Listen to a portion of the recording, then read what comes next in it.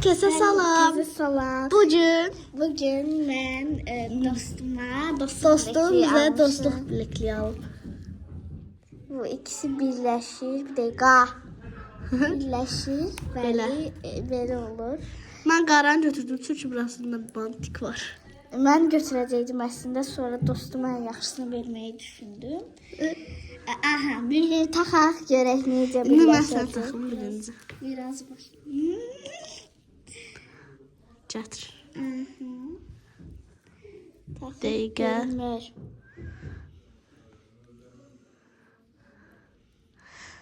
Of, ada əsəbləşdim.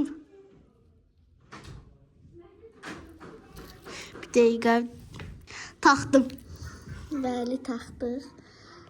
Süper oldu məncə. İndi mən dostumun taxıram. Burada Hello Kitty'də qısqandım biraz. Mən pisdir video çəkdim. Bir yax ona baxa bilərsiniz. Deməli, biraz zorlandıq çəkməkdə. Deməli. Bir dəqiqə. Axır ki birləşdirdik. Belə bir şey. Çox maraqlı. Gələn səfər ikincisində bu olacaq. Didi, sağ olun.